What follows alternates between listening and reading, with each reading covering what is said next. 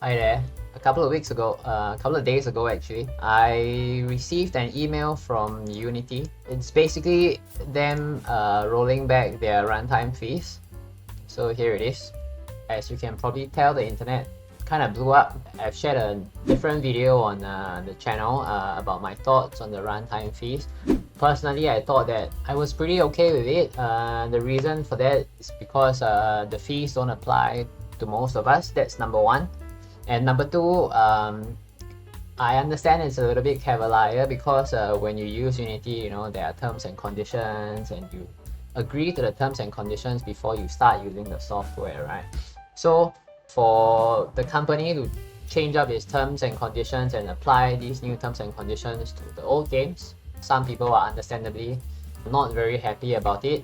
The main reason why I didn't think it was a big deal was because I think that most of the devs who are making money from Unity can afford it just by making some adjustments to their revenue model.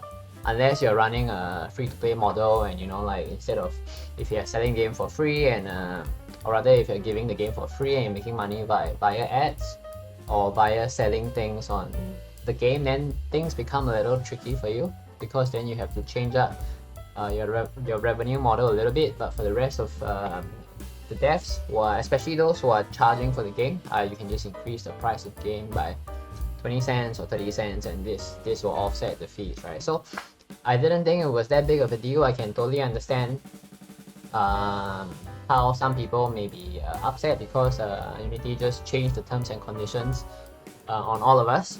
But I also think that a lot of the outrage that was spawned from this change was because a lot of people are gonna make a lot less money after this. Not a lot less, just a little bit less money. So let's say if you were making, say, $1 million and then now you're making 800k, maybe you'll be a little unhappy about it. For you to qualify for the fees, you have to have been earning 200,000 revenue and have 200,000 users. So that's quite a lot of. If you get there, you probably are very comfortable and you're earning quite a comfortable amount of money, unless you're. It's also possible that a company, they are spending more than they're selling. But if you can get to that level of exposure, there's quite a bit of things that you can do because you've got people's attention. So there's quite a lot of things that you can do. You can find some ways to reduce your costs so that you can make a bigger net profit. So I thought that a lot of the outrage was just because people have to be paying more. So even if they could afford it, but they're paying more for the same thing, they're not happy about it. And the other thing is, of course, thought the media made quite a big deal about it, which is understandable, I guess, because when you run a news site, what the news sites do to make money, they post ads, right? So how much they earn is dependent on the views. So even if you go on YouTube or if you go to any media site that reports on news, usually the sad thing is negativity sells. I just want to show you one thing here. Like if you just Google Unity runtime fees, the reporting for the runtime fees, a lot of it is neutral or negative, especially when the runtime fees were announced and they were saying, we're going to charge this, and this.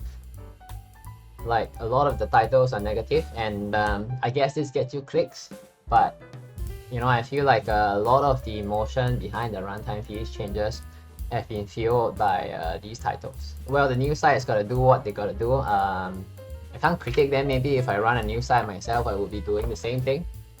So let's go through the changes a little bit. I think these are pretty big changes. So for the longest time, Unity has always told its users that if you were to use Unity, we will have to charge you if you earn more than $100,000 in revenue. This has been changed to $200,000.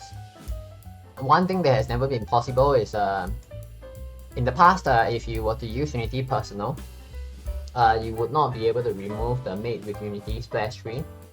You will have to buy either Unity Pro or the other one is Unity Enterprise, right? So you have to buy either one of these to be able to remove the splash screen. But now they are allowing you to do it for free, which is it's something that they never gave before. And then they've changed the runtime fees also now, so that if you use an older version of Unity, you don't have to pay the runtime fees. So the runtime fees only apply after this year. So it only applies to games created with or upgraded to the LTS version releasing in 2024. And well, the third one is it's quite a similar thing. So they are making sure that they do not retroactively apply these new terms and conditions if you are using the older versions of the editor.